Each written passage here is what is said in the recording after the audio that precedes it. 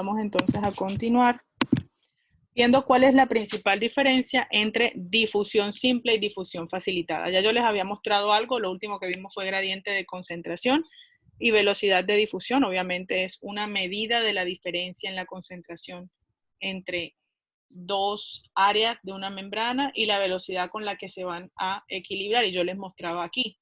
Es la velocidad de difusión, es con qué velocidad o en cuánto tiempo ocurre este segundo dibujo que ustedes ven aquí. Entre mayor sea la diferencia entre un lado y el otro, pues este tiempo va a ser menor. Esto va a ocurrir más rápido. Se denomina velocidad de difusión.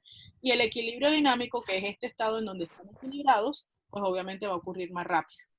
Entonces, ¿con cuánto tiempo va a ocurrir? ¿En cuánto tiempo ocurre esto? Eso depende de con qué velocidad ocurre. ¿Y de qué depende la velocidad? De qué tan grande sea el gradiente de concentración.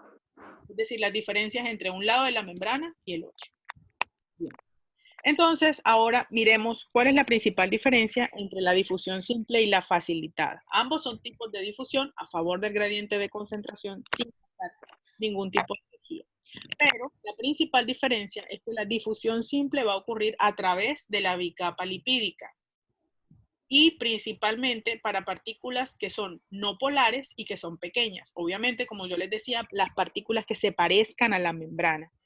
La difusión facilitada, por otro lado, va a ocurrir a través de una proteína de transporte, un ayudante, alguien que va a facilitar el proceso de difusión. Y va a ocurrir para aquellas moléculas que son mucho más grandes o que sean polares. Es decir, ellas van a entrar eventualmente, pero van a requerir de ayuda porque no pueden entrar directamente a través de la membrana. Es decir, esto que ustedes ven aquí, donde es completamente permeable atravesando directamente la membrana, no ocurre cuando son moléculas mucho más grandes, como estas que ustedes ven acá, y fíjense que dice impermeable, porque no pueden atravesar directamente la membrana, requieren de unos ayudantes, que en este caso son las proteínas integrales. Para el caso particular del agua, fíjense ustedes cómo tenemos el agua aquí, siendo completamente semipermeable. El agua puede atravesar directamente, mírenlo aquí, la membrana lipídica, aunque el agua es de naturaleza polar, pero lo va a hacer muy lentamente. Va a ocurrir en un periodo de tiempo muy largo. Cuando yo necesito transportar agua al interior de la célula de una manera mucho más rápida y eficiente, utilizo un grupo especial de proteínas integrales, mírenlas aquí, especializadas en el transporte de agua, que se denominan acuaporinas. Las acuaporinas son canales de agua. Miren, estas moléculas que ustedes ven aquí son moléculas de agua entrando a la célula. Y contienen, obviamente, estructuras proteicas. Miren, aquí estamos viendo hélices que poseen cargas positivas para atraer al agua, que tiene una carga seminegativa. El proceso del movimiento del agua se denomina ósmosis. Solamente el agua se mueve por ósmosis. Nadie más se mueve por ósmosis. Yo no puedo decir, aunque a veces es un chiste muy común, ay, es que quiero que matemática o que física me entre por ósmosis. Solamente el agua se mueve por ósmosis y el movimiento del agua en la célula recibe el nombre de ósmosis. Ahora bien, el movimiento del agua a través de la membrana también es a favor del gradiente de concentración, por lo que será también un tipo de difusión. Ahora, ¿cómo comparar las concentraciones de agua en dos regiones? Porque como se van a dar cuenta ahorita, la concentración del agua es inversa a la concentración del soluto. La concentración del agua se va a determinar por la cantidad de material disuelto en ella. Si yo tengo mucho material disuelto en agua, pues la concentración de agua va a ser menor. Vamos a mirar un ejemplo. Yo tengo una solución, tengo un vaso en donde he adicionado, o tengo una jarra de agua, en donde he adicionado 1000 ml de agua, es decir, tengo 1 litro de agua. Y a ese litro de agua le voy a adicionar 1 gramo de sal. ¿Listo? Tengo otra jarra en donde tengo el mismo litro, pero ahora le voy a adicionar 100 gramos de sal, que son los dos ejemplos que ven en pantalla. ¿En cuál de los dos creen ustedes que hay una mayor concentración de agua? ¿Dónde hay más agua? ¿En la 1, en donde hay 1 gramo de sal, o en donde hay 100 gramos de sal? Donde hay 1 gramo, señor. Donde hay 1 gramo. Allí hay más agua, porque la concentración del agua está relacionada con la cantidad de material disuelto en ella.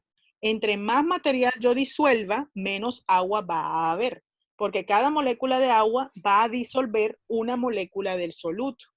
Entonces, no siempre lo que es a favor del gradiente de un soluto es lo mismo a favor del gradiente del agua. Les voy a poner un ejemplo. Vamos nuevamente a dibujar. Yo tengo, es que se me pierde de una manera loca esto. Yo tengo aquí una membrana. Voy a devolverme.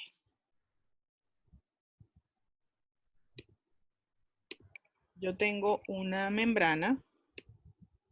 Ahí está la membrana. Y tengo de este lado nuevamente varios solutos.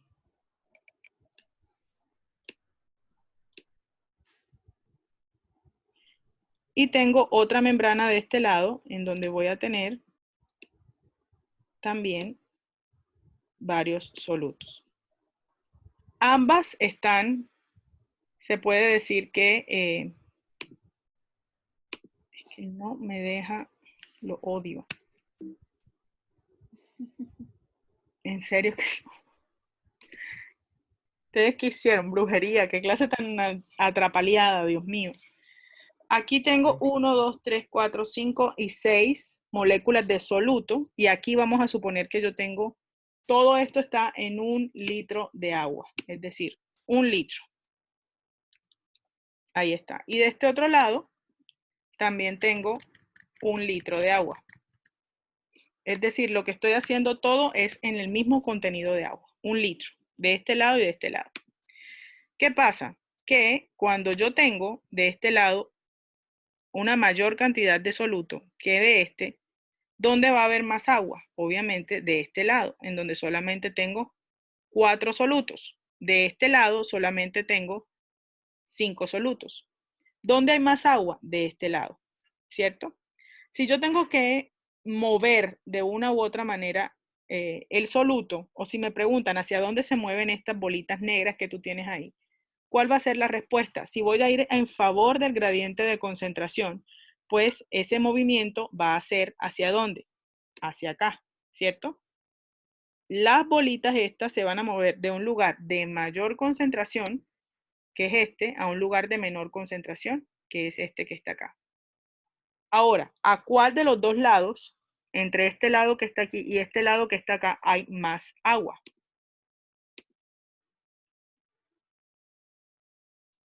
¿De qué lado de la membrana? ¿De este lado o de este otro lado hay más agua?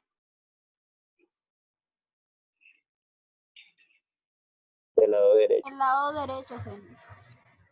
Del lado derecho hay Del más, lado derecho.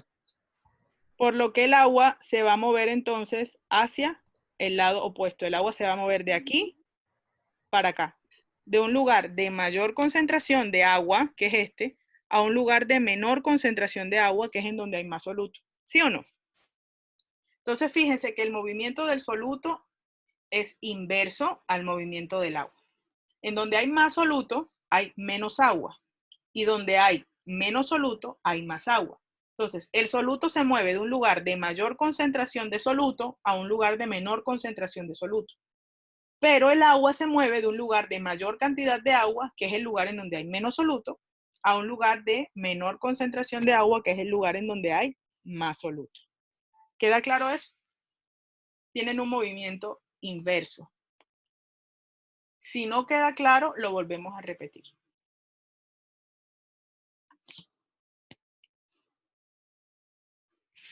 Los oigo. Todo claro. ¿Están allí o no? Se aplica otra vez. Esa parte sí quedó clara lo que... La última parte. Bueno, ¿por qué No se están mueven pendientes. inversa? No están pendientes. ¿Qué están haciendo? La parte daba otro rato. Están revisando a ver si el gallo se cantó o no cantó. Tengo una membrana. Esta es la membrana, ¿cierto? Esa membrana voy a colocarle una serie de... Ahí están. de solutos. ¿Qué es el soluto? El azúcar, la sal, cualquier elemento que no sea agua. Ahí están, esas punticas que ustedes están viendo ahí, esos son los solutos, esos palitos. ¿Listo? El soluto, ojo, no es agua, esos son solutos. Y aquí voy a colocarle estos de acá. Si yo les pregunto, en este caso que les estoy mostrando de aquí, ¿hacia dónde se mueven los palillos? Si estamos hablando de difusión y de transporte pasivo, ¿hacia dónde se mueven? ¿Ustedes qué me responden? ¿Se mueven hacia dónde? ¿Se mueven hacia acá o se mueven hacia allá?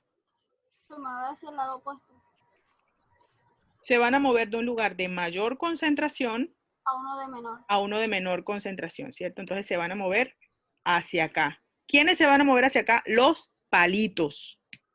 Pero vamos a suponer que estos palillitos, estos solutos, están en una solución de agua y por eso les dije, estamos en 1 litro de agua.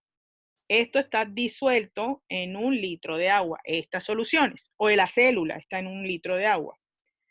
¿Dónde va a haber más agua? ¿Hacia qué lado de la membrana? ¿Será que aquí hay más agua o será que aquí hay más agua? Hay más agua en el lado vamos a colocarle nombre. ¿Dónde hay más agua? ¿En el lado A o en el lado B? ¿Dónde hay En más el agua? lado B. En el Lado lado B. B hay más agua porque hay menos soluto, ¿cierto? Al haber menos soluto de este lado, entonces el agua se va a mover de un lugar de mayor concentración de agua a un lugar de menor concentración del agua. Por lo tanto, el agua, por eso le cambié el color a la flecha, vamos a ponerle color de agua, se va a mover en sentido contrario al movimiento del soluto. Porque donde hay menos soluto, hay más agua. Y donde hay más soluto, hay menos agua. Aunque el soluto se mueva de más a menos, el agua se va a mover también de más a menos, pero en sentido contrario. ¿Cómo se llama el movimiento del agua? Se llama difusión. O específicamente se denomina ósmosis. Este proceso es ósmosis. ¿Cómo comparar las concentraciones de agua en dos regiones? La concentración de agua se determina por la cantidad de material disuelto en ella. La concentración de agua es alta si el material disuelto en ella es poco. Aquí hay poco material disuelto, hay solo 3 palitos. Aquí hay más agua. De este lado hay muchos más palitos, aquí hay menos agua. El agua se mueve de más concentración a menos concentración. Así, estos palitos se muevan en sentido contrario. Ambos se mueven de forma diferente. ¿Ahora sí quedó claro? Sí, señora. Bueno. Resulta que ese movimiento del agua, que es inverso al movimiento de los solutos, va a causar, en el caso de las células animales, diferentes estadios o diferentes estados, dependiendo si la célula absorbe agua o si la célula pierde agua. Resulta que cuando yo tengo una célula en una estructura acuosa o dentro de una estructura acuosa, yo voy a experimentar como célula diferentes tipos de reacciones. Resulta que muchas veces, esta es la membrana, miren la membrana celular, se va a generar que dentro de la célula y fuera de la célula, la concentración de solutos, que son estos que están aquí en chiquitos y en grandes, es la misma. Dentro de la célula hay una concentración igual a la que está fuera de la célula, es decir, están en un equilibrio dinámico. Al estar en ese equilibrio dinámico, la cantidad de agua dentro de la célula y fuera de la célula también es la misma. Porque si aquí tengo 1, 2, 3 y 4, acá también tengo 1, 2, 3 y 4. Entonces, hay la misma cantidad de agua de este lado, fuera de la célula, que dentro de la célula. En ese caso, cuando hay un equilibrio dinámico en relación con los solutos y en relación con el agua, estamos hablando de que la célula está metida en un medio isotónico, es decir, un medio equilibrado. Pero cuando la célula está, mírenla aquí, en este segundo caso, metida en un espacio o en una solución con una gran cantidad de sal, mírenla aquí, o con una gran cantidad de azúcar o de cualquier otro soluto, y dentro de la célula los solutos son pocos, el agua se va a mover desde dentro de la célula hacia el exterior de la célula. ¿Qué ocurre aquí? En el medio extracelular hay 1, 2, 3, 4, 5 y 6 solutos, aparte de una cantidad de solutos chiquititos. Dentro de la célula, por eso dice intracelular, hay menos, hay solamente 3 y unos cuantos de los pequeños. En este caso, el medio, porque ojo, no es la célula, es el medio externo, el medio, es hipertónico, presenta una mayor concentración de solutos y por lo tanto menos agua. En este caso, la célula, como está dentro de la célula, hay más agua, el agua entonces sale de la célula, causando una especie de deshidratación celular. ¿Ustedes alguna vez han comido mango biche? Yo sé que sí, de esos mango biches que vendían afuera del colegio o fuera de la universidad. El mango lo pelan, lo colocan en una bolsita y a la bolsita le agregan sal, pimienta e incluso un poquito de vinagre, pero digamos que sal y pimienta. Después de un tiempo ustedes se comen el mango, se dan cuenta que en la bolsa, en la parte del fondo de la bolsa, hay ¿qué? ¿Qué les queda ahí? Agua. Agua. Esa agüita no es vinagre, no es limón, no es nada de lo que le han echado. En realidad es agua proveniente de las células del mango que se han deshidratado. Esta es la célula del mango, esto que estoy mostrándoles aquí. Y ustedes le echan 7 kilos de sal del otro lado porque les gusta bien salado y obviamente aumentan la concentración del soluto, que es la sal, en el exterior de la célula del mango. Eso hace entonces que la concentración de agua en el exterior sea menor. Y al ser menor, hace que el agua se mueva entonces desde dentro del mango, donde hay mayor concentración, hacia afuera del mango, en donde hay una menor concentración. Cuando yo concentro fuera de la célula una gran cantidad de soluto y por lo tanto una menor concentración de agua, estoy generando un medio que se denomina medio hipertónico. Todo lo contrario ocurre cuando el medio, es decir, siempre el extracelular, es el medio el que es hipertónico o hipotónico. El exterior de la célula tiene poco soluto. Miren que comparado con este no tiene nada.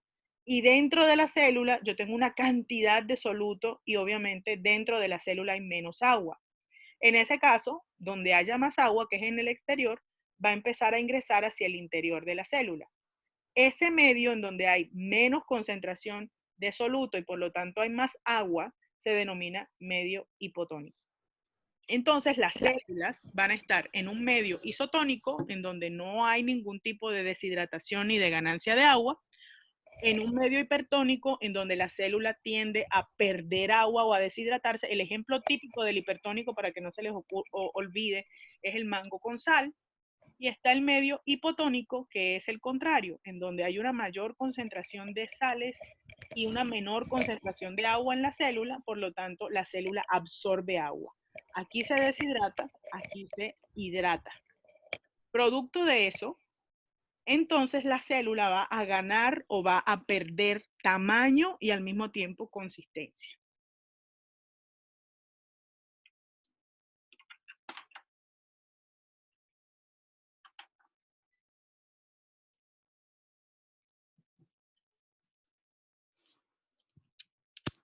Observen lo que ocurre aquí. Tenemos una célula sanguínea. Esa célula sanguínea está en una solución isotónica y observen ustedes que como la concentración dentro y fuera de la célula es igual, tanto de sangre como de soluto, las flechitas que están mostrando el dibujo son iguales en tamaño. Es decir, la cantidad de agua que sale o que entra permanece igual. No hay un movimiento neto. Y miren que los glóbulos rojos se encuentran normales, tal cual como aparecen en cualquier fotografía. Allí no hay ningún inconveniente. Observen lo que ocurre en el siguiente cuadro. Estamos hablando de una solución hipertónica en donde la concentración de soluto y la cantidad de agua siempre va a ser mucho mayor en el interior de la célula. Por lo tanto, el agua va a salir. En este caso es el mismo ejemplo de las células del mango.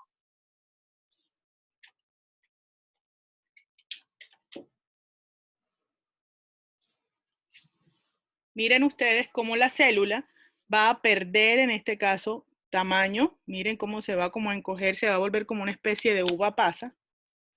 Y en ese proceso, la flecha que sale, miren, que corresponde a la agua, al agua que sale de la célula es mucho mayor. Mírenle el tamaño. En este caso, la cantidad de agua que sale de la célula es mayor comparada con la cantidad de agua que ingresa. Como aquí en el hipertónico hay una deshidratación, por eso es que la célula pierde volumen y al mismo tiempo pierde tamaño. Se encoge como si fuera una uva pasa. En este caso, una solución de sal es hipertónica para los glóbulos rojos. Y por eso, cuando a mí me van a colocar un medicamento o me van a dar algún tipo de transfusión de suero o de cualquier sustancia a través de las venas, estas sustancias deben estar en una solución isotónica, de tal manera que no haya ni deshidratación ni daño a las células sanguíneas. Y ahora vámonos a la solución contraria. En la solución hipotónica, fíjense ustedes que estos se ven mucho más gorditos y rellenos. La concentración de agua, en este caso, es mayor fuera de la célula, por lo que el agua va a intentar entrar. Miren la flecha. Al intentar entrar a la célula, esta empieza a llenarla y a inflarla poco a poco, de tal manera que va a ganar tamaño. En este caso, este tipo de estado recibe el nombre de estado turgente o de turgencia, mientras que este estado que está aquí recibe el nombre de estado plasmolítico o de plasmólisis. Cuando una célula se ubica en una solución hipertónica y pierde tamaño, volumen y se deshidrata, empieza un estado conocido como estado de plasmólisis. Mientras que cuando una célula está en una solución hipotónica, gana tamaño, absorbe agua, recibe el nombre del estado turgente. Aquí tenemos los tres comparados. En el isotónico hay igual concentración de iones y de agua en el exterior de la célula y en el interior de la célula, por lo que no hay ningún movimiento. Es decir, esto está en equilibrio dinámico. En el caso de la solución hipertónica, hay una mayor concentración de iones en solución en el exterior de la célula. Este es el caso del mango, hipertónico. En este caso, la pérdida de agua y de deshidratación de la célula causa que ésta se arrugue o se constrija el tamaño, ¿sí? Va a perder tamaño, miren cómo está aquí de arrugadita, y en ese caso va a deshidratarse. Cuando ella se pone así arrugadita, se deshidrata y pierde tamaño, recibe el nombre de estado plasmolítico o de plasmólisis. Cuando está en la solución hipotónica, que es donde hay más agua afuera, miren que aquí donde hay más agua queda como más clarito, aquí está intermedia y aquí está bien negrita, quiere decir que no hay agua. Cuando hay mucha agua fuera de la célula, comparado con el interior, que es la solución hipotónica, el agua entra a la célula, aumentando su tamaño y obviamente aumentando sus dimensiones, creando un estado de turgencia.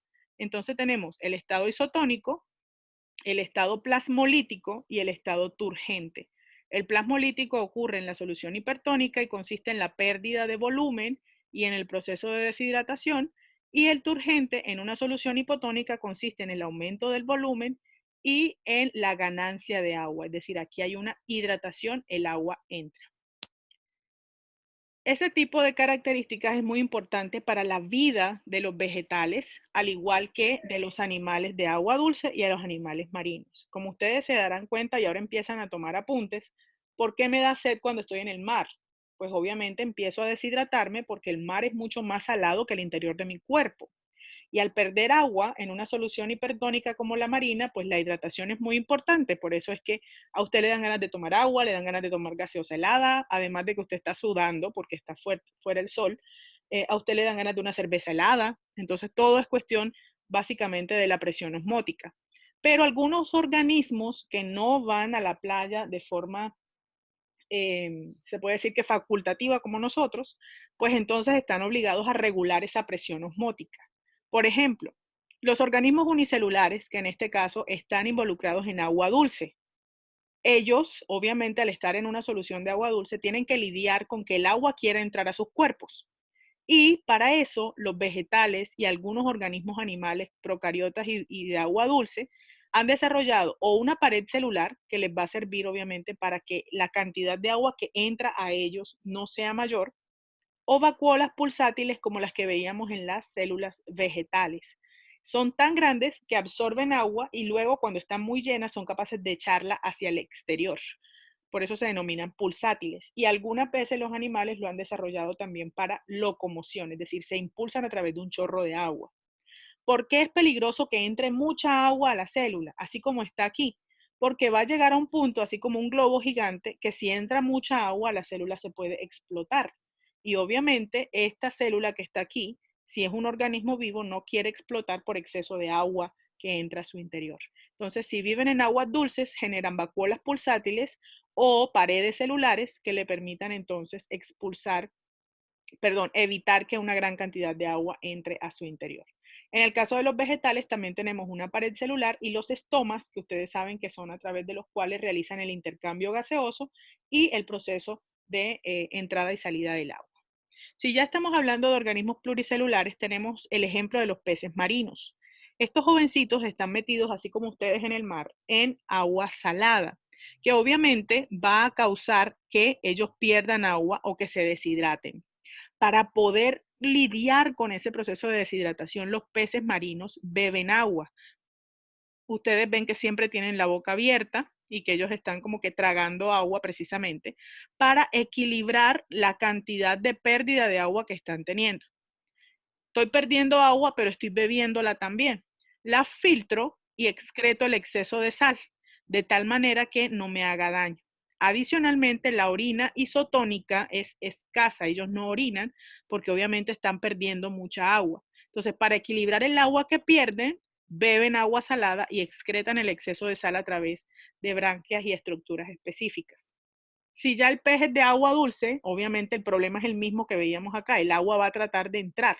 Por lo tanto, si ya el agua está tratando de entrar porque el agua es mayor en el exterior, pues él no va a beber agua. Lo que sí va a hacer es esa entrada de agua tan grande que hay, orinarla. Por lo tanto, va a tener una abundante orina en este caso. En el caso de los mamíferos, pues tenemos los riñones, el intestino grueso y la piel, que también lidian con los problemas de presión osmótica. ¿Hay alguna pregunta hasta ahí?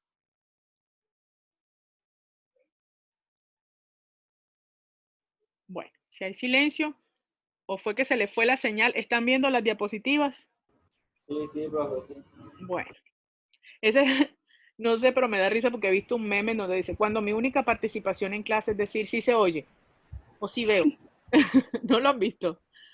Sí. Ojalá ustedes no estén en esas, como que preguntan, sí se oye, y están allá viéndose el partido de fútbol o algo así. Sí se oye. Bueno, entonces, como yo les decía, una célula normal en un medio hipertónico obviamente pierde agua, disminuye el volumen celular y por lo tanto alcanza un proceso de plasmólisis, que es cuando la membrana celular, ¿sí?, se separa de la pared en el caso de las células vegetales y estas empiezan a perder volumen. Aunque la pared celular es protectora, miren aquí, la membrana plasmática sí se despega completamente de la pared. Cuando estamos en el medio hipotónico, mírenlo aquí, el agua entra a la célula, aumenta el volumen celular, disminuye la presión osmótica en el interior y si no se controla la entrada de agua del medio hipotónico, fíjense que aquí hay una célula rota, la célula puede llegar a romperse y a superar los niveles, en este caso, de la membrana. Por lo tanto, la célula muere. En el caso de las células vegetales, pues en este caso la célula se hincha hasta el límite de la pared celular, miren que es todo lo contrario a la plasmólisis, y la vacuola central que veíamos en las células vegetales se llena completamente, precisamente para el exceso de agua que se encuentra en el interior. En el caso de la turgencia, esta también es importante porque ayuda a dar firmeza y rigidez a los tallos y a las hojas, pero en el caso de la plasmólisis, cuando falta, en este caso, agua, o cuando el medio está muy salinizado, o cuando el suelo está muy salado, o cuando está muy rico en otros nutrientes, cuando el abono es demasiado concentrado en ciertos electrolitos, la planta puede llegar a marchitarse. El otro tipo de difusión, porque esa que estábamos viendo es difusión simple, es la difusión facilitada. Y yo les decía que ella se denomina facilitada porque va a favor del gradiente de concentración, que es lo que lo hace difusión, pero es facilitada por la presencia de una serie de proteínas. Esas proteínas, que son proteínas integrales que atraviesan la membrana, pueden ser de varios tipos. Aquí tenemos una difusión facilitada por una proteína de canal, mírenla aquí, que es simplemente como una especie de tubo PVC que usted coloca en el medio de la membrana y por ahí pasa todo. Fíjense que los tubos dejan pasar absolutamente todo. Pero también pueden ser proteínas transportadoras que se denominan también carriers. Estas proteínas transportadoras se denominan así, también son integrales, miren que atraviesan la membrana de lado a lado, pero a diferencia de la de canal que deja pasar todo y que queda siempre igual, esta proteína transportadora es específica para cierto tipo de sustancias, miren que tiene como una especie de sitio activo, y adicionalmente durante el proceso de transporte, que es muy selectivo, no es como este, ella tiende a tener un cambio conformacional. Miren que en la parte superior están los solutos, entran a este sitio activo entre comillas y luego pasan al interior. Y para pasar al interior, miren que ella pasa de arriba a estar hacia abajo. ¿Listo? Entonces, la difusión facilitada se hace a través de proteínas que se denominan integrales que atraviesan la membrana, pero que pueden ser de canal o que pueden ser transportadoras o carriers.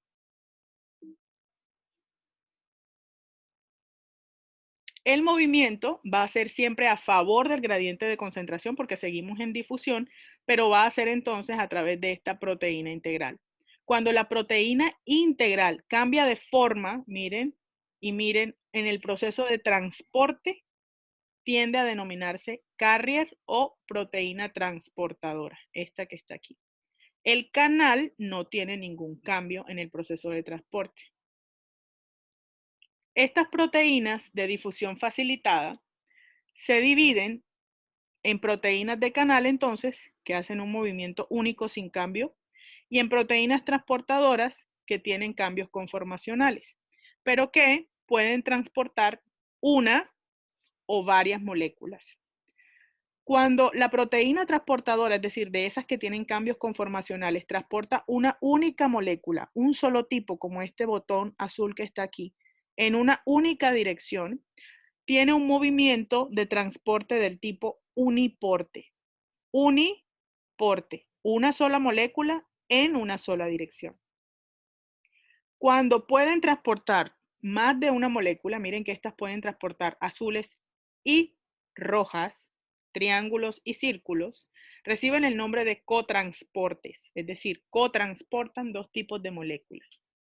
Si lo hacen en la misma dirección, ambas moléculas reciben el nombre de simporte, pero si lo hacen en direcciones opuestas, es decir, miren que el azul lo entra y el triángulo lo saca, son del tipo antiporte. Entonces, difusión facilitada es un movimiento de sustancias a favor del gradiente de concentración, pero esta vez utilizando proteínas. Proteínas que se denominan integrales porque atraviesan la membrana de un lado al otro. Dentro de esas proteínas integrales hay dos tipos. Proteínas de canal, que son simplemente un tubito por donde pasan la molécula sin ningún tipo de transformación, y proteínas transportadoras que sufren una transformación conformacional a medida que transportan a la molécula. Las proteínas transportadoras, es decir, estas que sufren cambios conformacionales, pueden transportar una o varias moléculas al mismo tiempo. Si transportan una única molécula en una única dirección, reciben el nombre de uniportes. Si transportan varias sustancias o son capaces de transportar dos sustancias a la vez, reciben el nombre de cotransportes. Y dentro de los cotransportes hay simportes y antiportes. Las simportes transportan dos sustancias a la vez en la misma dirección. Las antiporte las transportan en direcciones opuestas. Estas son las más complejas. Transportan dos y pueden hacerlo en direcciones opuestas. Ahora que hemos terminado transporte pasivo, vamos a ver transporte activo, que es mucho más sencillo y rápido. El pasivo era el más demorado de todos, no se preocupen. El transporte activo, ya ustedes saben, que tiene como principal característica el gasto de ATP, y esto es debido a que se va a mover en contra del gradiente de concentración. La forma de transporte activo más conocida recibe el nombre de bombas y una de las más comunes o de las más famosas es la bomba de sodio-potasio. En el caso de las bombas y del transporte activo, observen ustedes, voy a utilizar ATP para ir en contra del gradiente de concentración. Antes era de más a menos, en esta va a ser de menos a más. En un ser humano en reposo, ustedes en su cama, yo en mi escritorio, entre un 30 o un 40% de nuestra energía es utilizado para el transporte activo de materiales. Bastante, casi la mitad de la energía. Vamos a involucrarla en ese transporte. ¿Cómo ocurre? Bueno, antes de eso, por un 0.5 en el parcial. Miren la promoción. Esta proteína que está aquí es una proteína de qué tipo de transporte. Sin porte. No, Cotransporte. es un cotransporte de qué tipo.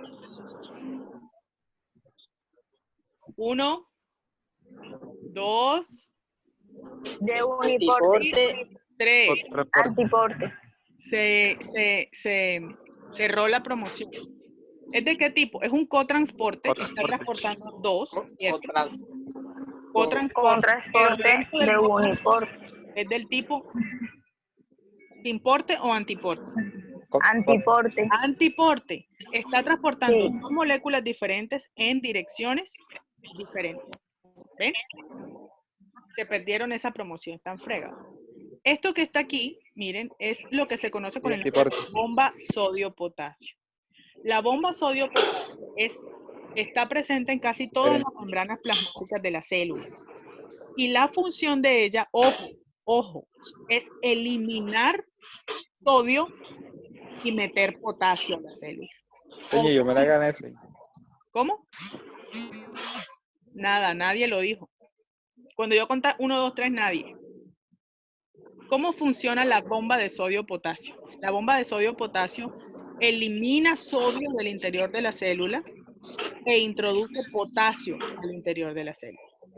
Pero para esto utiliza ATP. ¿Por qué necesita ATP? Porque el movimiento del sodio y del potasio es en contra del gradiente de concentración. Fíjense ustedes, ¿dónde hay más sodio? Y aquí están los dibujos. La concentración de sodio es menor en el interior de la célula. Hay menos sodio dentro. Por favor, los que tienen los micrófonos activados. Hay una menor concentración de sodio en el interior de la célula. Observen, es menor en el interior. Para yo poder mantener constante esa característica de que haya poco sodio en el interior de la célula, este es el interior de la célula, yo necesito ir eliminando sodio, llevándolo hacia el exterior. Como voy de menos a más, estoy llevando de un lugar de menor concentración a un lugar de mayor concentración el sodio, pues por eso necesito ATP.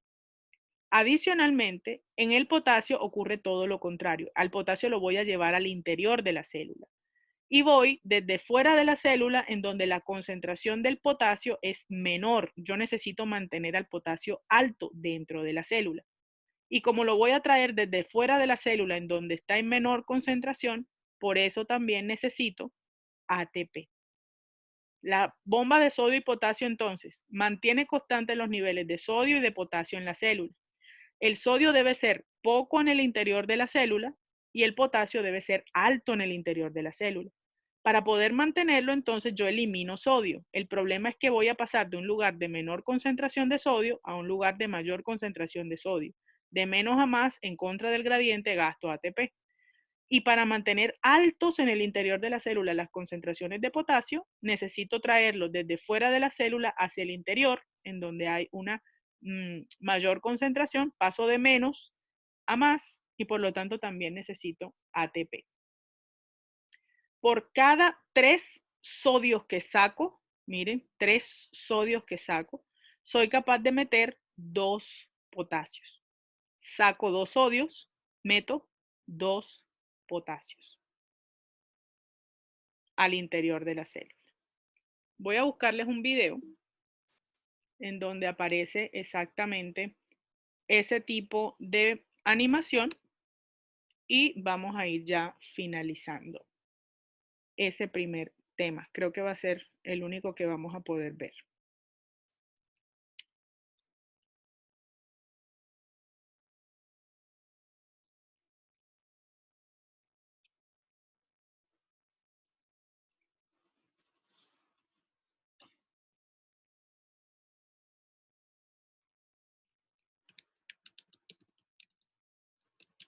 Este video también se los voy a dejar en YouTube de tal manera que puedan entonces acceder a él.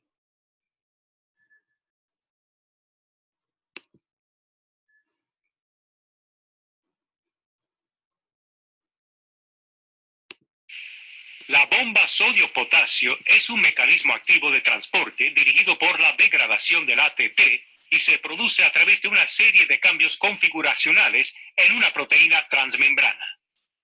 3 iones de sodio se unen al lado citoplásmico de la proteína, provocando el cambio de configuración de la misma. Ojo, miren que es una proteína transportadora porque va a tener un cambio conformacional cuando va a empezar el transporte. Adicionalmente, observen que ella tiene como unas especies de sitios activos a donde se van a unir esas moléculas transportadoras. Adicionalmente, tiene un sitio de... Podría colocarlo desde el principio. ¿Cómo? Ya lo voy a colocar, pero te estoy explicando. Es una proteína transmembrana. 1. Del tipo transportador o carrier. No es un canal. Recuerden que el canal es un tubo que no tiene cambios conformacionales. Y ella tiene como unas especies de sitios activos y tiene un sitio de unión al ATP. Lo primero que va a ocurrir es que 3 moléculas de sodio se unan de este lado. Este es el citoplasma y este es el exterior de la célula. Recuerden que la idea es mantener el sodio dentro de la célula en menor proporción y más fuera de la célula. Es decir, voy de menor concentración a mayor concentración. La bomba sodio-potasio es un mecanismo activo de transporte dirigido por la degradación del ATP y se produce a través de una serie de cambios configuracionales en una proteína transmembrana. 3 iones de sodio se unen al lado citoplásmico de la proteína, provocando el cambio de configuración de la misma. En su nueva configuración, la molécula se fosforila a expensas de una molécula de ATP. El proceso de fosforilación provoca un segundo cambio de configuración que desplaza a los 3 iones de sodio a través de la membrana. En esta nueva configuración, la proteína tiene muy poca afinidad por los iones de sodio y los 3 iones de sodio unidos se separan de la proteína y se esparcen en el fluido extracelular. La nueva configuración presenta una gran afinidad por los iones de potasio, 2 de los cuales se unen al lado extracelular de la proteína. A continuación, el fosfato unido a la proteína se separa y ésta vuelve a su configuración original, exponiendo los 2 iones de potasio al citoplasma del interior de la célula. Esta configuración tiene muy poca afinidad con los iones de potasio, de manera que los 2 iones de potasio unidos se separan de la proteína y se esparcen en el interior de la célula. ¿Claro? La bomba sodio. Señor, ¿puedo repetir? Es que se me fue el internet hace como 5 minutos y acabé de entrar. Ahí te voy a colocar de nuevo el video. La bomba sodio-potasio es un mecanismo activo de transporte dirigido por la degradación del ATP y se produce a través de una serie de cambios configuracionales en una proteína transmembrana. 3 iones de sodio se unen al lado citoplásmico de la proteína, provocando el cambio de configuración de la misma. En su nueva configuración, la molécula se fosforila a expensas de una molécula de ATP. El proceso de fosforilación provoca un segundo cambio de configuración que desplaza a los 3 iones de sodio a través de la membrana. En esta nueva configuración, la proteína tiene muy poca afinidad por los iones de sodio y los 3 iones de sodio unidos se separan de la proteína y se esparcen en el fluido extracelular. La nueva configuración presenta una gran afinidad por los iones de potasio, 2 de los cuales se unen al lado extracelular de la proteína. A continuación, el fosfato unido a la proteína se separa y ésta vuelve a su configuración original, exponiendo los 2 iones de potasio al citoplasma del interior de la célula. Esta configuración tiene muy poca afinidad con los iones de potasio, de manera que los dos iones de potasio unidos se separan de la proteína y se esparcen en el interior de la célula. ¿Cuál es la función principal del ATP? Miren que entra aquí y cuando él se une, la primera parte de la unión, la fosforilación, adenosín trifosfato, uno de los fosfatos se une y a lo que el fosfato se une hay un cambio conformacional. Acuérdense cuando nosotros veíamos enzimas y veíamos proteínas que una de las formas de controlar la expresión de una enzima o de una proteína es su fosforilación. Aquí la fosforilación precisamente activa el cambio conformacional. Miren ustedes. Los 3 iones de sodio a través de la membrana. Cómo cambia, ¿sí? Inmediatamente después, cuando ya pierde afinidad, el sodio es liberado al interior. Fíjense que sacarle el fosfato, ahora verán cómo sale, entran los de potasio. Sacarle el fosfato, no le pierdan el ojo al fosfato. Cuando el fosfato sale, ella vuelve a la configuración anterior, es decir, el fosfato es necesario para que haya el cambio conformacional en la enzima y luego pierda afinidad por el sodio, por el potasio, perdón, y pueda liberarlas entonces en el interior de la célula. Entonces, por eso yo necesito, obviamente, tener energía en forma de ATP para poder realizar ese proceso. Bien. Hemos terminado entonces la forma como se transportan las moléculas de bajo peso molecular. Ahora vamos a mirar cómo se transportan las moléculas de alto peso molecular. Esto es bien corto, bien sencillo, porque se lleva a cabo a través de varios procesos. Endocitosis es el proceso a través del cual yo meto a la célula moléculas de alto peso molecular, endo de dentro, y son 3 procesos: fagocitosis, pinocitosis y fagocitosis mediada por un receptor. Exocitosis es todo lo contrario, es como saco moléculas de desecho. Y por último, la transitosis, que es como yo transporto una molécula a lo largo de toda la célula utilizando una vesícula. Entonces, el proceso de endo y exocitosis es básicamente el proceso a través del cual una célula se alimenta, pero al mismo tiempo excreta y secreta. La endocitosis es el proceso mediante el cual las células obtienen materiales grandes que no van a poder pasar a través de la membrana. Y hay 2 tipos: pinocitosis y fagocitosis. A través de la fagocitosis, obsérvenla aquí, la célula adquiere moléculas sólidas, grandes, mientras que por la pinocitosis adquiere moléculas líquidas grandes o pequeñas gotículas de agua grandes. En la fagocitosis, en este caso vamos a suponer que este es un organismo unicelular, esta molécula en particular o esta estructura que es la célula va a incluir, aquí dice que bacterias, porque esto es un bacteriófago, un organismo que come bacterias. Cuando la bacteria entra, miren ustedes, hay un proceso de invaginación de la membrana, la bacteria entra, se fusiona con el estómago de la célula que viene siendo un lisosoma, mírenlo aquí, y hay un proceso de digestión de esa bacteria que entró. Luego hay liberación de todo lo que vienen siendo las moléculas alimenticias que puede ofrecer la bacteria a este organismo que está aquí. Y luego hay un proceso de excreción, es decir, en donde yo elimino los productos de desecho. En el caso de la pinocitosis, lo que voy a meter son líquidos. Y la principal diferencia entre fago y pino es el tipo de molécula que ingresa. En la pinocitosis se adquieren partículas pequeñas o líquidos. Fíjense ustedes que lo que ocurre, aquí están los líquidos en pequeñas partículas, se invagina, miren ustedes, la membrana, se forma una vesícula y las moléculas entran a la célula y se difunden. Miren, hay una invaginación de la membrana celular, la formación de una vesícula y la difusión dentro de la célula de las moléculas líquidas. En el caso de la fagocitosis es mucho más complejo porque aquí en este caso la membrana va a emitir unas especies de bracitos hacia afuera que se llaman pseudópodos. Estos pseudópodos, miren ustedes, actúan básicamente abrazando o rodeando a la molécula sólida, en este caso material sólido, para que entre a la célula. De este lado está la animación, pero de este otro lado los invito a que vean. Aquí hay una ameba. Hay amebas alimentándose de algas. Esta que está aquí es una diatomea y miren cómo se la comen. Emite los pseudópodos como una especie de bracitos, la envuelve y la lleva al interior. Miren aquí también, emite unos bracitos, la rodean y la lleva al interior. Esta fagocitosis también la realizan algunas células de nuestro sistema inmune para atrapar moléculas externas como virus, material particulado y bacterias.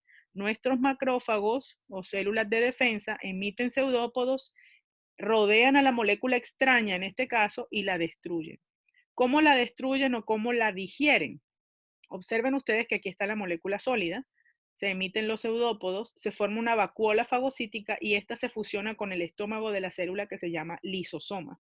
Y cuando se une al lisosoma hay una degradación porque el lisosoma tiene enzimas digestivas, por eso la comparo con el estómago de la célula. Y cuando se fusionan, pues causa el proceso de digestión de esa molécula. Entonces, la principal diferencia entre fago y pino es el tipo de estructura que incluyen. El pino vienen siendo moléculas pequeñas o gotas de líquidos. El fago vienen siendo ya materiales sólidos mucho más grandes. Ocurren amebas, glóbulos blancos, etcétera. Y están incluyendo la emisión de pseudópodos, que son como unas especies de pseudobracitos o bracitos, emisiones de la membrana celular para poder incluir a esa molécula orgánica. El otro caso, que es el caso de la exocitosis, pues obviamente ya exo es sacar, es la salida de moléculas grandes o de grupos de moléculas hacia el exterior de la célula. Esas moléculas que la célula lleva al exterior pueden ser desechos o pueden ser también secreciones útiles que vienen desde el aparato de Golgi. ¿Por qué secreciones útiles? Recuerden ustedes que hay muchas células que son células secretoras que llevan hacia el exterior de la célula enzimas o proteínas como la insulina o enzimas, por ejemplo, de digestión. Entonces, lo que llevan hacia el exterior no son necesariamente excretas o productos de desecho, sino elementos que son útiles para la célula. Y es exactamente lo que mostramos aquí. Ya estamos terminando en esta diapositiva de aquí. Lo que estamos mostrando es la diferencia entre excretar, miren que aquí está, por fagocitosis entra la bacteria, el lisosoma la digiere, se forma una vacuola digestiva, se liberan todos lo que son los productos nutritivos como los aminoácidos y los cuerpos residuales se excretan, es decir, se llevan hacia el exterior por exocitosis, pero en este caso de moléculas de desecho. Por el otro lado está el núcleo y está el aparato de Golgi, que lo vamos a ver en la próxima clase. Y si se dan cuenta, a partir del aparato de Golgi surgen entonces gránulos de secreción, que generalmente ya no son moléculas de excreción, sino que son moléculas útiles, que son de secreción. Secretar, generalmente yo secreto sustancias que son útiles y excreto sustancias ya de desecho. Entonces, la secreción, esta, por ejemplo, podría ser una célula del páncreas liberando insulina, podría ser una célula, células del estómago liberando pepsinas o liberando otro tipo de sustancias de naturaleza digestiva o del intestino también para digerir, y eso lo hacen a través del proceso de secreción. ¿Listo? Ahora bien, el último proceso que vamos a ver es el proceso de transitosis.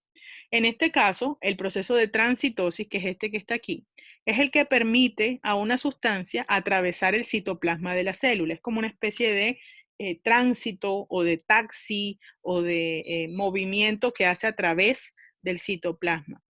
Yo tengo en este caso un elemento endocítico, vamos a suponer que estoy llevando al interior de la célula, sea por fagocitosis o por pinocitosis, cualquier sustancia, hago una vesícula y mientras esta vesícula esté transitando, obviamente, el citoplasma de la célula será una vesícula de tránsito o de transitosis, hasta que llega a su destino final, que en este caso puede ser, digamos, la membrana celular, y por procesos de exocitosis es capaz de liberar lo que entró. Entonces, una vesícula de transitosis es una vesícula a través de la cual la sustancia atraviesa o transita por el citoplasma de la célula.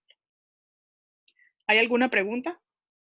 ¿Alguna duda que les haya quedado sobre los medios de transporte de la célula y demás? No, señor. ¿No? Bueno, vamos a hacer un break de 5 minutos y regresamos para iniciar con la siguiente organela que vamos a ver en el día de hoy. 5 minutos, beban agua, vayan al baño y regresamos. La mitocondria, al igual que el cloroplasto, tiene sus orígenes, se cree, que en los procesos de endosimbiosis, cuando un organismo procariota fue capaz de parasitar, en este caso, un organismo procariota inicial o un organismo eucariota, eso todavía está en discusión, recuerden un poco esa parte de la clase, y que logró entonces introducirse en el interior de este organismo y a través de un proceso simbiótico empezar una relación de producción de energía y de tolerancia al oxígeno. La mitocondria como tal es la encargada del proceso de respiración celular. Y en la respiración celular, usted libera energía a través de la ruptura de las moléculas de alimentos y en presencia de oxígeno. Todo lo que usted come, todo de lo que usted se alimenta, está generando energía. Para eso usted come, para tener energía para que los procesos celulares ocurran. Y esa energía usted la obtiene a partir de moléculas de alimentos. Y obviamente requiere oxígeno. Por lo que la ecuación, en este caso, del proceso de respiración sería la que encuentran en la parte inferior. Tendrían moléculas de alimentos, en este caso glucosa, C6H12O6, que en presencia del oxígeno, miren ustedes, libera CO2, que ustedes saben que es el producto de la respiración, libera agua y libera energía. La energía en forma de ATP. Repito, requiero moléculas de alimentos que rompo en presencia del oxígeno para producir CO2, para producir agua y para producir energía. En el proceso de respiración celular, obviamente, requiero entonces de una fuente alimenticia. Ese proceso ocurre en la mitocondria. Y para poder entenderlo mejor, yo necesito saber cuáles son las partes de la mitocondria y dónde ocurre cada uno de esos procesos. Para la producción de energía, voy a tener 3 principales momentos. Uno que se denomina glucólisis, otro que se denomina ciclo de Krebs y otro que se llama cadena de transporte de electrones. Y cada una de ellas ocurre en una parte específica de la mitocondria. La mitocondria, como ustedes saben, tiene una membrana externa y también, como ustedes saben, junto con el cloroplasto, es la única organela que tiene doble membrana, por lo que también tengo una membrana interna, que es esta que ustedes ven aquí. Esa membrana interna es tan grande que para poder caber en la mitocondria, ella empieza a doblarse sobre sí misma. Por eso ustedes ven que tiene una serie de valles, mírenlos, pero también tiene crestas. Las zonas más altas reciben el nombre de crestas y las zonas más bajas reciben el nombre de valles, así como hablábamos de las ondas en física. Entre la membrana externa y la membrana interna, que es la que se está doblando aquí, hay algo que se llama espacio intermembrana, muy importante para lo que vamos a ver en la producción de energía. Y dentro de la mitocondria hay una especie de citoplasma mitocondrial que recibe el nombre de matriz. Membrana externa, membrana interna toda doblada, con valles y crestas. Y dentro de la matriz, dentro de la membrana interna, en este espacio que está aquí, una especie de citoplasma de la mitocondria que recibe el nombre de matriz mitocondrial. En este lado que está aquí hay una fotografía de un microscopio electrónico también de una mitocondria, en donde ustedes ven esta zona de aquí que es la membrana externa. Hay un espacio entre la membrana externa e interna, miren que se ven como una especie de espacio entre la una y la otra, que es el espacio intermembrana. Luego viene la membrana interna, que es esta que está aquí, y los pliegues que ella presenta para poder caber es ella doblada, doblada, doblada, doblada, formando valles y crestas, y en medio de esos valles y de esas crestas, estas estructuras blancas que ven aquí, que viene siendo la matriz mitocondrial. Como yo les había dicho antes, para liberar energía a partir de la glucosa, mírenla, yo voy a tener que surtir 3 pasos. El primer paso se denomina glucólisis. El segundo se denomina ciclo del ácido cítrico o ciclo de Krebs. Y el último se denomina fosforilación oxidativa o cadena de transporte de electrones. La glucólisis, que es el primer paso, es el punto que ocurre en el citoplasma de la célula. Miren que yo todavía no estoy en la mitocondria. La mitocondria es este esta estructura rosa que ustedes ven en la imagen. La glucólisis ocurre en el citoplasma de la célula. Y en la glucólisis voy a producir a partir de la glucosa ATP, NADH y piruvato. A partir de este momento, en cada uno de los tres procesos, quiero que estén pendientes de la producción de ATP, de NADH y de algo que se llama FADH2. Ojo, mucho cuidado a dónde se produce ATP, NADH y FADH2. Vamos a empezar con la glucólisis. En la glucólisis, una molécula de glucosa, es que fíjense que así empieza todo. Yo comí, yo hice digestión, yo liberé la glucosa a partir de los alimentos. Esa molécula de glucosa que yo entré al cuerpo, de 6 carbonos, recuérdenla, 1, 2, 3, 4, 5 y 6 carbonos, se va a partir en 2, produciendo 2 moléculas, cada una de 1, 2 y 3 carbonos, que reciben el nombre de piruvato.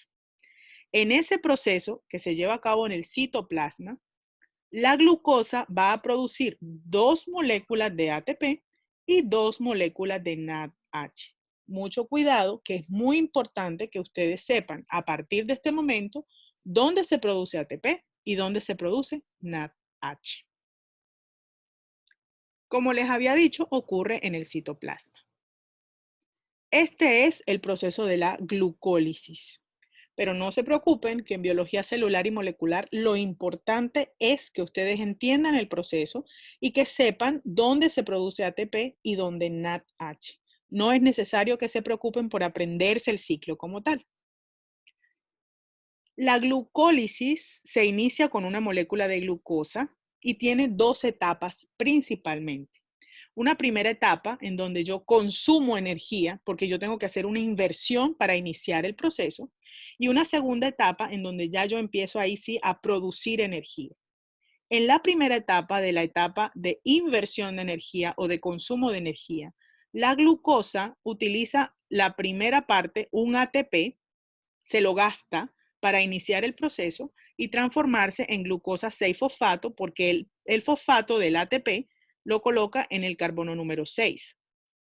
Luego hay un proceso de isomerización y la glucosa 6-fosfato se convierte en fructosa 6-fosfato y se gasta una segunda molécula de ATP para volverse fructosa 1,6-fosfato porque el otro fosfato lo puso en el carbono número 1. A partir de este momento, la fructosa se va a dividir en 2 o se va a dividir a la mitad, que era lo que yo les decía, que va a producir entonces 2 moléculas, si se produce aquí a la mitad, 2 moléculas cada una con 3 carbonos, 1, 2 y 3. De este lado va a producir al gliceraldehído 3-fosfato y de este otro lado a la dihidroxiacetona fosfato. El dibujo solo muestra lo que pasa del lado del gliceraldehído, pero ustedes tienen que tener en mente que del otro lado, del lado de la dihidroxiacetona fosfato, está ocurriendo exactamente lo mismo. Por lo tanto, todo lo que pase de este lado va a estar ocurriendo del otro lado y todo lo que se produzca aquí va a ser por 2, porque en el otro lado está ocurriendo lo mismo. A partir del gliceraldehído 3-fosfato empieza la etapa de producción de energía y de NADH. Acuérdense cuáles son las moléculas que tienen que tener en mente. NADH, ATP y FADH2. Aquí, en esta primera etapa, se produce la primera molécula de NADH. Pero como esto está ocurriendo de este lado y también del otro, entonces se producen 2 moléculas de NADH. Con este proceso de reducción del NAD, se genera una nueva molécula que se llama 1,3 difosfoglicerato. Y a partir de quitarle uno de estos fosfatos al difosfoglicerato, se produce también la primera molécula de ATP. Por eso se llama de producción. Aquí ya empecé a producir ATP. Pero como aquí produzco una y del otro lado produzco otra, llevo 2 moléculas de ATP. Luego, este que era difosfo, ahora es fosfoglicerato, se convierte en 2-fosfoglicerato y luego en fosfoenol piruvato. Y se produce, quitándole este fosfato al fosfoenol piruvato, la segunda molécula de ATP de este lado y la segunda del otro para un total de 4 moléculas de ATP. Adicionalmente, He producido entonces 2 moléculas de NADH y 2 moléculas de piruvato. Si de este lado hay un piruvato de 3 carbonos, pues del otro también habrá un piruvato de 3 carbonos. Bien, entonces la energía consumida es 2 ATPs y la energía producida son 4 ATPs, 2 de este lado y 2 del otro lado. Por lo tanto, la ganancia neta de ATP es 4 ATPs menos los 2 que invertí, 2 ATPs. Ahora bien, el piruvato continúa el proceso siguiente, el proceso de producción de energía. Pero para saber para dónde coge el piruvato, tengo que hacerme la pregunta de si hay o no hay oxígeno. Porque el piruvato puede actuar en ausencia del oxígeno o en presencia del oxígeno. En ausencia del oxígeno, en condiciones anaerobias, el fosfato se puede convertir en lactato o en etanol. Esto que está aquí es un proceso de fermentación alcohólica. El lactato es el que se produce, por ejemplo, en los músculos cuando les exijo demasiado y no tengo una correcta oxigenación. Y es el causante de los calambres. Cuando yo estoy en el gimnasio y no estoy acostumbrado a estar en el gimnasio, son las primeras veces que voy, yo no respiro adecuadamente, pero sí puedo estarle exigiendo a mis músculos la quema constante de glucosa para poder hacer el ejercicio. Es decir, estoy gastando energía en el gimnasio. Pero como no estoy oxigenando adecuadamente, es como si yo estuviera sin oxígeno. Mis músculos queman glucosa y como estoy en condiciones de poco oxígeno o sin oxígeno, se convierte en esta etapa de formación del lactato. El lactato causa calambres cuando se acumula. En otro tipo de organismos, también lo que puede ocurrir es que en condiciones anaerobias, el piruvato se convierta en etanol y es la base para muchos procesos industriales como la fabricación de cerveza, a partir del Saccharomyces cerevisiae, que es una levadura, un organismo eucariota. Listo. Entonces, esto ocurre cuando no hay oxígeno, pero cuando hay oxígeno, el piruvato puede continuar hacia el ciclo del ácido cítrico o ciclo de Krebs, que es la siguiente etapa en la producción de energía. ¿Cómo van hasta ahí?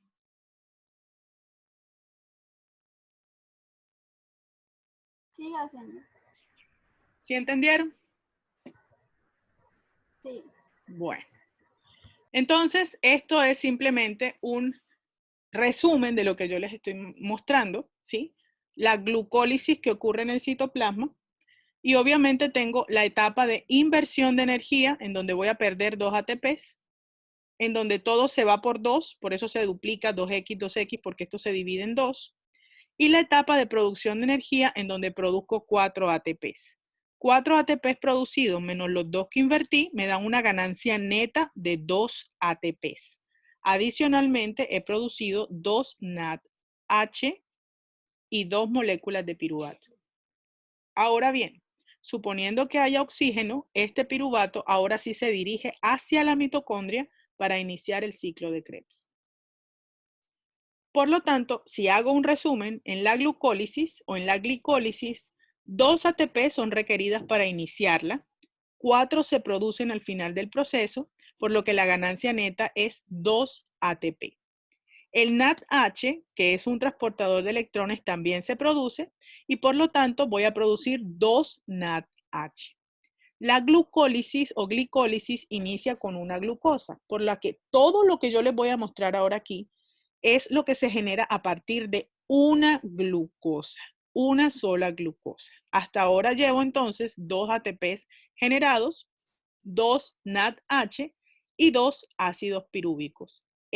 O piruvatos, ese es el resultado de la glucólisis que ocurre en el citoplasma.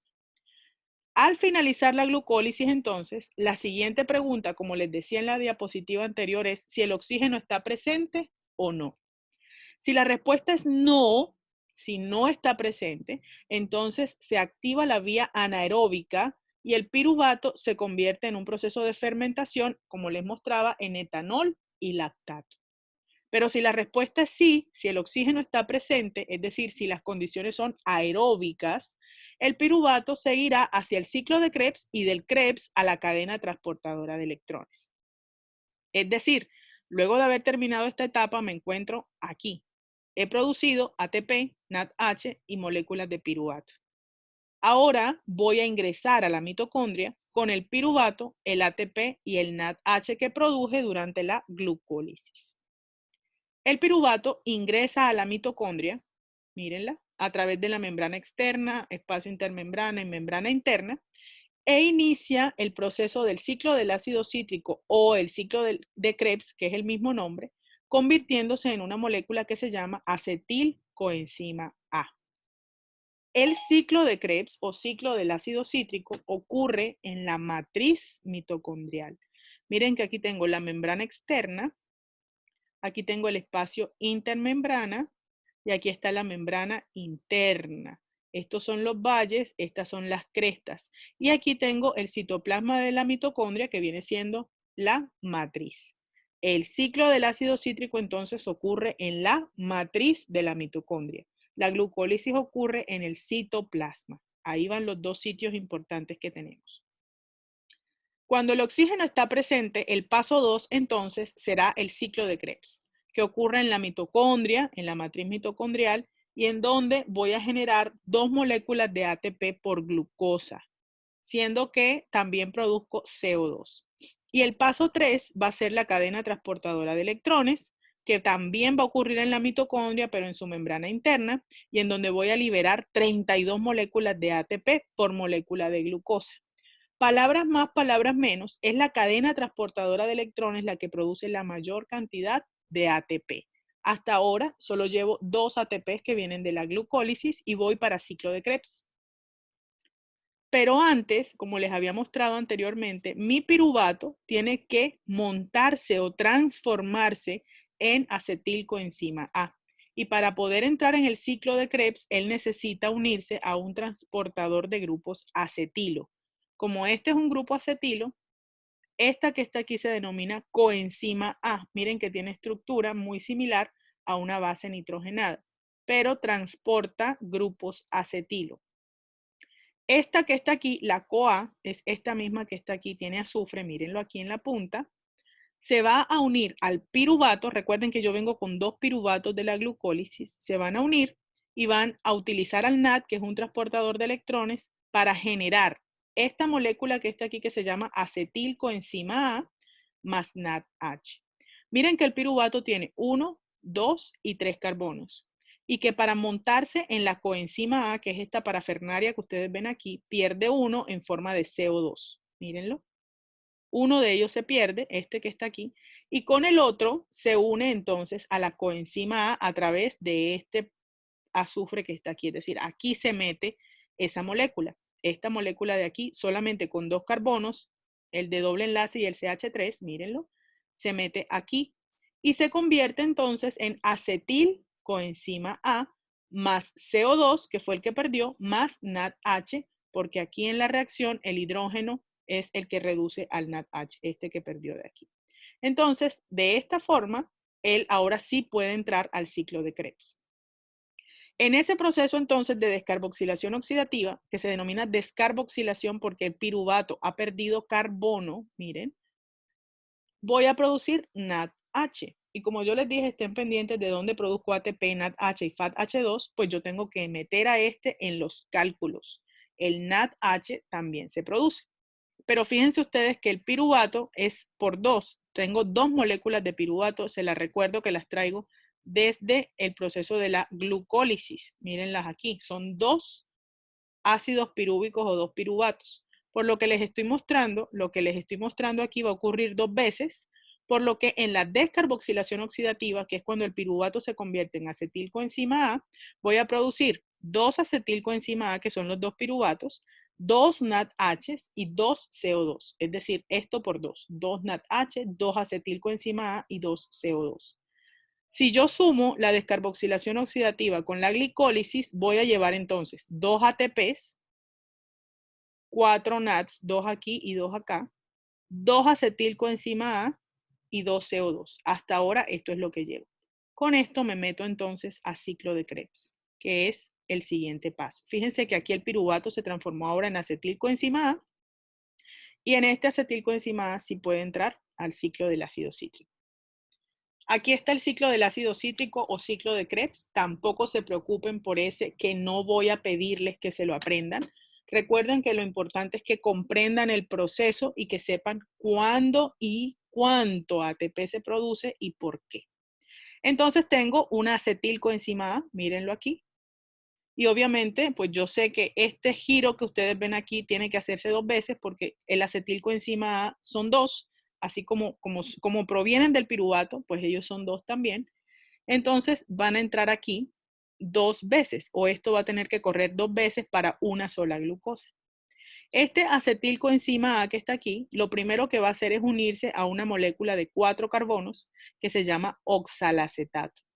Para poder unirse, él se desprende de la coenzima A, mírenla donde está aquí, que se regenera para ser utilizada de nuevo, y simplemente se unen estos 2 carbonos a estos otros 4 y forman entonces una estructura de 6 carbonos que recibe el nombre de citrato. Y es por eso que el ciclo se denomina del ácido cítrico, porque es el primero que se forma al entrar el acetilcoenzima A unirse con el oxalacetato.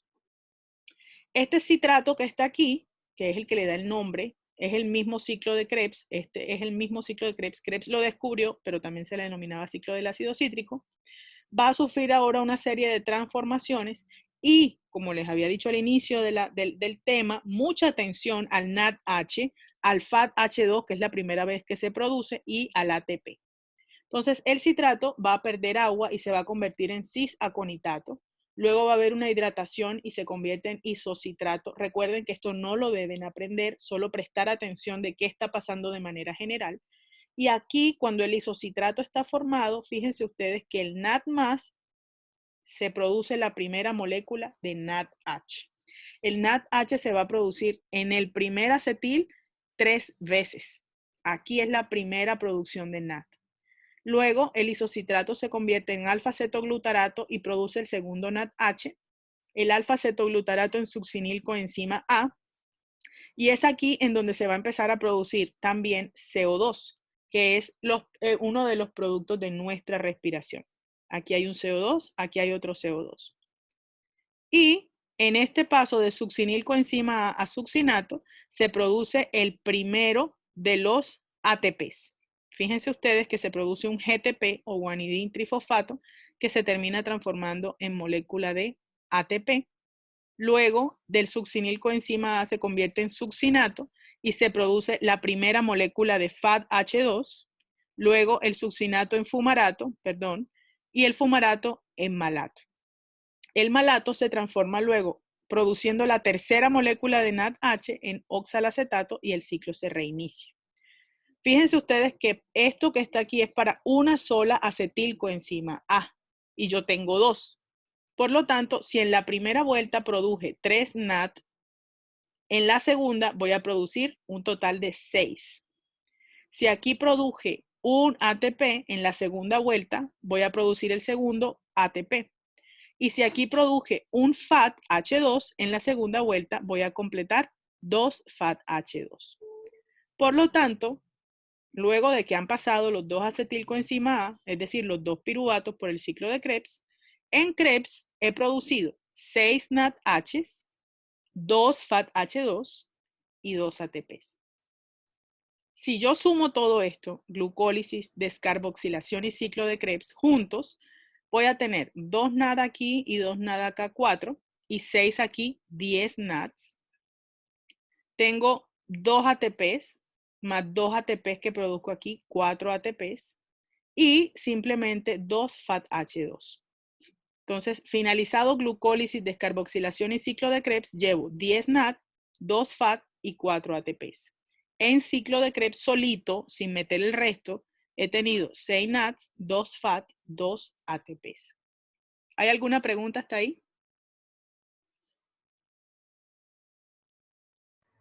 No, profesora. No. ¿Están perdidos? ¿Están bien? Estamos bien. Bueno. Ahora ya vamos a finalizar porque con todo esto que ustedes ven aquí, ahora sí me voy a ir a exprimir a estos NAD y a estos FAD para producir energía en la cadena transportadora de electrones. Recuerden ustedes que durante la glucólisis y el ciclo de Krebs y la descarboxilación oxidativa, yo lo que estoy es produciendo la materia prima para producir el ATP final en la cadena de transporte de electrones. Pero para poder mostrarles cadena de transporte de electrones, debemos ver primero las siguientes estructuras. Resulta que a partir de una sola glucosa, por cada NAT que yo he producido, voy a producir 2.5 ATPs en la cadena de transporte de electrones. Y por cada FAT que yo haya producido, voy a producir 1,5 ATPs. Esto es en cadena transportadora de electrones. ¿Con cuántos NAT y con cuántos FAT llego yo a cadena de transporte de electrones? Con los que haya generado hasta ciclo de Krebs. Esto que está aquí es el conteo con el que yo voy a llegar a la cadena de transporte de electrones a generar ATP. Por lo tanto, tengo 10 NATs, 2 FAT-H2 y 4 ATPs que son ya ATPs. Si yo sé que por cada NAT que entra a cadena de transporte de electrones obtengo 2.5 ATPs y que por cada FAT obtengo 1.5 ATPs, pues simplemente voy a multiplicar. 10 NAT-H, que son los que traigo de todo el conteo, multiplicado por 2.5 ATPs, me producen 25 ATPs. 2 FAT-H2, que traigo del conteo de Krebs, multiplicado por 1.5 ATPs, me produce 3 ATPs. Y los 4 ATPs que ya traía, pues que ya son ATPs, son simplemente ATPs que no se transforman. Si yo sumo 25 ATPs más 3 ATPs más 4 ATPs, voy a tener un total de 32 ATPs. A partir de una glucosa, pilas, que esto es típico del parcial, a partir de una glucosa en cadena de transporte de electrones, voy a producir 32 ATPs. ¿Cómo se producen? Vamos a ver el video y finalizamos la clase. Entonces, vamos a iniciar de cero. ¿Cómo así de cero? Vamos a ver lo que ocurre cuando yo me alimento, que es lo que hemos estado viendo. A través de las enzimas, de la peristalsis del estómago, de la masticación y de la digestión mecánica, a partir del alimento yo libero glucosa. Y esa glucosa, luego del proceso de digestión, va a ser absorbida en mis intestinos. En el intestino, a través, obviamente, de las células intestinales, los carbohidratos liberados de la digestión entran al torrente sanguíneo. Y a través del torrente sanguíneo viajan por el cuerpo y son entregados en las células. En este caso, células musculares.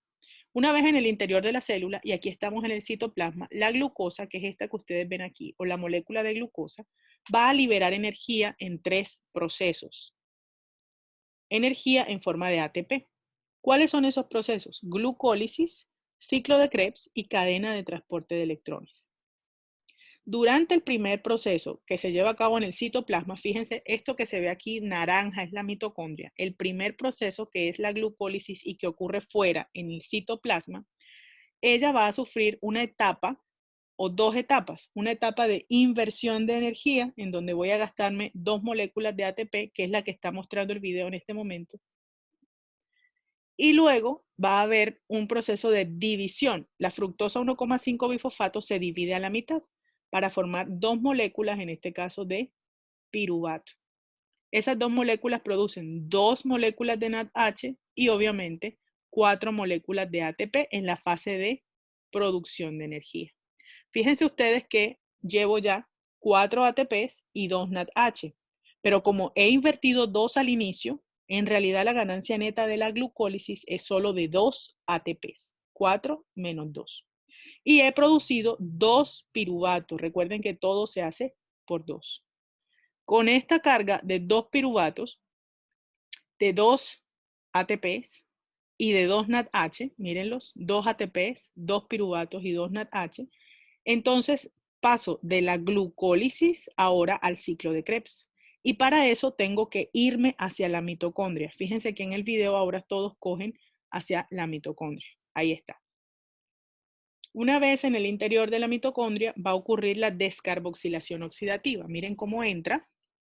Y antes quiero repasarles por un segundo las partes de la mitocondria. Mírenlas aquí. Ay, Dios.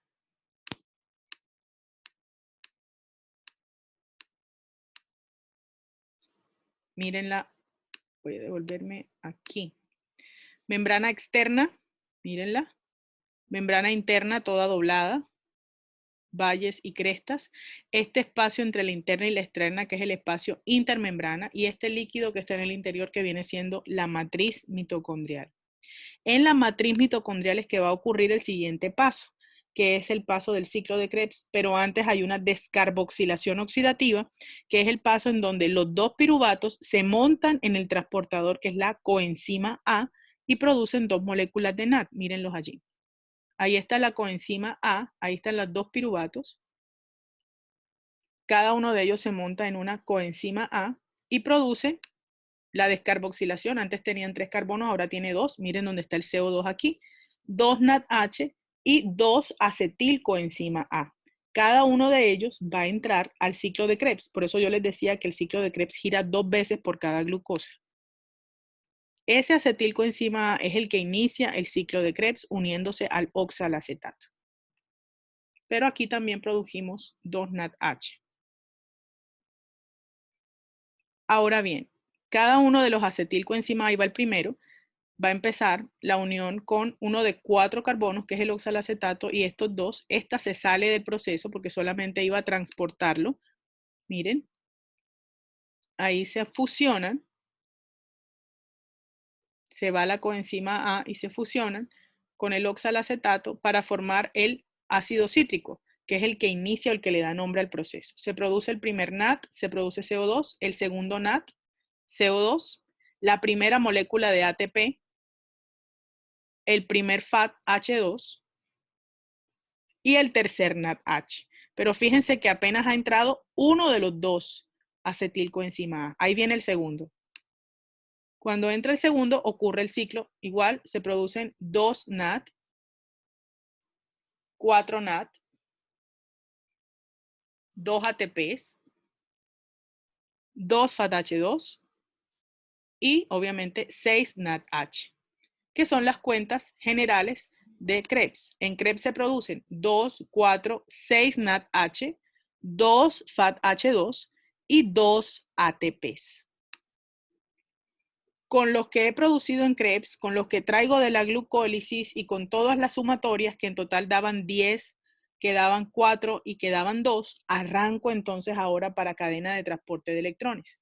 Allí es donde yo voy a sacarle la mayor cantidad de jugo a lo que viene siendo el NAD y el FAT. La cadena de transporte de electrones está localizada en la membrana interna de la mitocondria. Esta es la externa, este es el espacio intermembrana, esta es la membrana interna de la mitocondria. Y se llama cadena de transporte de electrones porque hay una cantidad de proteínas, mírenlas, que transportan esos electrones provenientes del NAD y del FAT. Acá está la membrana externa y el espacio intermembrana. Y al final de la cadena de transporte tenemos a una proteína muy importante que se llama ATP sintetasa, que es la encargada de producir el ATP. Esta es la matriz mitocondrial, es decir, el citoplasma, el espacio intermembrana, la membrana interna y la membrana externa. Quiero que presten mucha atención a lo que va a ocurrir. Primero, olvídense de todo lo demás y solamente fijen su atención en esta primera enzima. A esta primera enzima, que se llama NAD deshidrogenasa, va a entrar el NAD, obviamente. Y a esta que está aquí, que se llama succinato reductasa, va a entrar el FAT. Como el NAD entra primero, por eso el NAD produce más ATP que el FAT. Produce 2.5 versus 1.5 que produce cada molécula de FAT H2. Entonces, olvídense del resto y miren solamente esta que está aquí. Ahí entra el NAD, miren, y cuando el NAD entra como NADH, 2 electrones, por eso se llama cadena de transporte de electrones, 2 electrones del NAD van a empezar a ser transportados a partir de esta enzima hacia todas las demás. Y cuando estos 2 electrones entran a ser transportados, 2 protones que se encuentran localizados en el espacio de la matriz mitocondrial van a ser llevados hacia el espacio intermembrana, van a ser bombeados. Observen, 2 protones. Los electrones, olvídense de esto, esto no lo miren, sigan solo a los 2 electrones, pasan de esta enzima a esta otra, van a empezar a ser transportados. Fíjense que aquí no hay bombeo de protones, pero cuando pasan a la siguiente enzima, miren, por eso le estoy dando pausa, nuevamente 2 protones desde la matriz son bombeados hacia el exterior. ¿Qué estoy haciendo aquí? Un gradiente de concentración, lo que acabamos de ver en transporte de la membrana, solamente de protones, de tal manera que aquí aumenten los protones desde la matriz hacia el espacio intermembrana para que luego puedan ser usados para que ésta funcione. Ahí van los protones, aquí van los 2 electrones del NAT y van a llegar a esta tercera. Y fíjense ustedes que nuevamente 2 protones van a ser llevados hacia el exterior. Ahí están. 2 protones. Entonces el NAT ha bombeado 2 protones aquí, 2 protones acá y 2 protones acá. Y estos 2 electrones del NAT se quedan en esta última que está aquí esperando a que los electrones del FAT lleguen para completar 4 y poder pasar al oxígeno. Entonces, ahora que ya vieron lo que pasó con el NAT, quiero que revisemos lo que pasa ahora con nuestro amigo el FAT. Voy ahora a pedirles que presten atención ahora a lo que pasa con la succinato. Aquí entró el NAT, acá entró el FAT. Dense cuenta ahora, el NAT entra primero, olvídenlo, ahora miren el FAT. El FAT también lleva 2 electrones. Estos 2 electrones van a empezar a ser transportados una serie de proteínas después del NAT. Fíjense que ahí deja los 2 electrones, mírenlos, los pasa de esta a esta, aquí van, miren ya por dónde van los del NAT y apenas los del FAT están entrando. Y a diferencia del NAT que va transportando protones, miren los 2 electrones del NAT no lo van a hacer. Miren, ahí no hay transporte, no hay transporte, no hay transporte, hasta que llegan y se encuentran con los 2 del NAT que estaban esperándolos. Estos 2 son del FAT, estos 2 son del NAT, y ahora hay 4 electrones en la última de las proteínas. Con estos 4 electrones que están aquí, 1, 2, 3 y 4 protones adicionales van a ser bombeados hacia el exterior. Entonces, estos 4 protones adicionales se puede decir que son producto del FAT, mientras que el NAT ya ha hecho 2, 4 y 6, el FAT ha hecho solamente la mitad, en este caso 4. 1, 2, 3 y 4 protones, producto de que los 2 electrones del FAT se hayan encontrado con los 2 del NAT. Miren dónde van hacia afuera. Y los 2 electrones van a ser utilizados ahora para unirse, miren, a una molécula de oxígeno. Es por eso que el aceptor final de todos estos electrones es el oxígeno, y es por eso que en la ecuación de la respiración yo requiero oxígeno. También es la razón por la cual sin el oxígeno yo me muero, porque no hay quien tome los electrones de la cadena. Esta cadena se detiene completamente, se satura y producto de esa saturación, pues no hay producción de energía en el interior de la célula.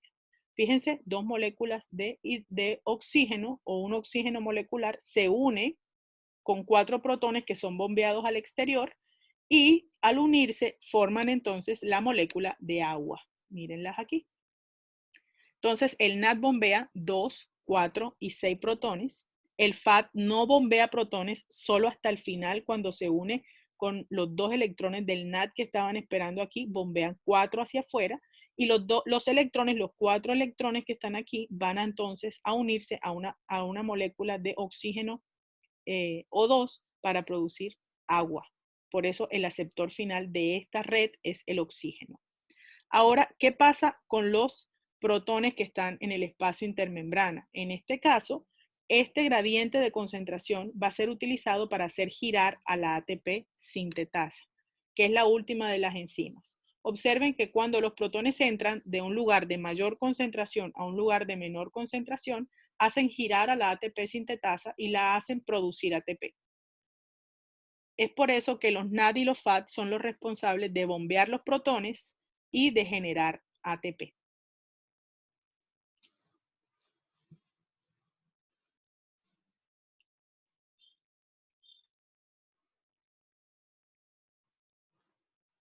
Ese es todo el proceso. Observen cómo es el gradiente de concentración de protones y cómo va entrando para producir ATP. Ahora bien, entonces a partir de una molécula de glucosa, ya al final, a través de la glicólisis se producen 2 ATPs, a través de la oxidación del piruvato NAT en el ácido cítrico 2 ATPs y finalmente en la cadena transportadora de electrones se liberan todos los 32 ATPs finales para una producción final de, en este caso, 32 moléculas de ATP a partir de una única glucosa. En el proceso también se genera dióxido de carbono, es decir, CO2, y se consume oxígeno, como en cualquier proceso de respiración. Entonces, esa es la manera como se produce ATP a partir de los alimentos. ¿Hay alguna pregunta? No. ¿O entendieron muy bien o no están parándole ni 5 de bolas a nada? Ya para finalizar, simplemente vamos a hacer el recorderis, lo que yo les decía, mírenlas aquí. Por cada NAT que entró a la cadena de transporte de electrones se produjeron 2.5 ATPs. Recuerden que el NAT entra primero y que bombea una mayor cantidad de protones. Por cada FAT que entra se generan 1.5. Acuérdense que el FAT entra después y bombea menos protones. Entonces yo multiplico los 10 NAT que traigo por 2.5 y me da 25. A partir del FAT produzco 3 y los 4 que ya traía es un total de 32 ATP finales a partir de una molécula de glucosa. Entonces con eso finalizamos. Voy a llamar finalmente a lista a ver quiénes quedaron hasta el final y son libres entonces de desconectarse.